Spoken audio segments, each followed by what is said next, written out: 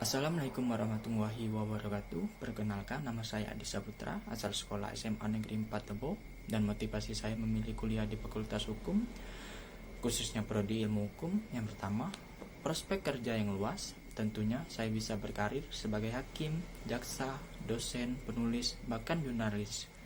Yang kedua adalah saya sangat ingin menjadi pengacara yang terkenal, mempunyai karir yang sukses, layaknya idola saya, yaitu Hotman Paris. Dan yang terakhir, tentunya saya sangat ingin membanggakan kedua orang tua saya dengan menjadi lulusan terbaik dari Fakultas Hukum Universitas Jambi.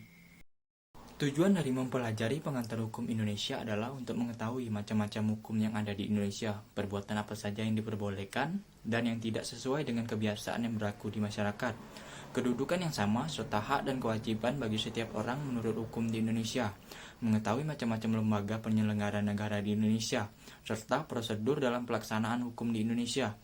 Sejarah tata hukum di Indonesia berdasarkan sejarah dari Indonesia itu sendiri, di mana ada masa kolonial, masa hukum adat, dan masa hukum nasional.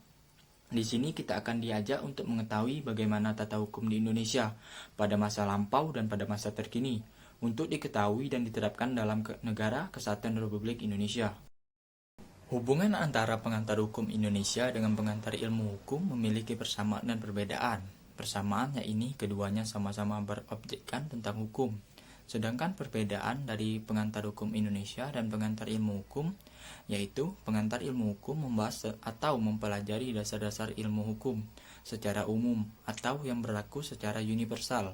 Sedangkan pengantar hukum Indonesia mempelajari konsep-konsep, pengertian-pengertian, dasar dan sejarah hukum serta teori hukum positif di Indonesia. Tata hukum Indonesia ini adalah untuk memahami tentang hukum di Indonesia pada masa lampau atau menjadi koreksi bagaimana hukum yang sebaiknya atau seharusnya diterapkan bagi bangsa Indonesia.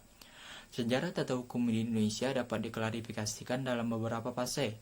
Yang pertama adalah fase prakolonial, yang kedua adalah fase kolonial, yang ketiga adalah fase kemerdekaan, yang terakhir adalah masa Orde Baru.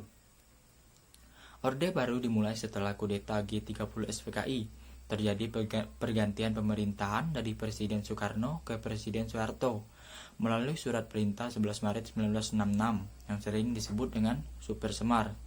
Dalam orde ini dirumuskan kebijakan pemerintah melalui rencana pembangunan jangka panjang yang dimulai pada tahun 1969 dengan rangkaian pelaksanaan rencana pembangunan 5 tahun.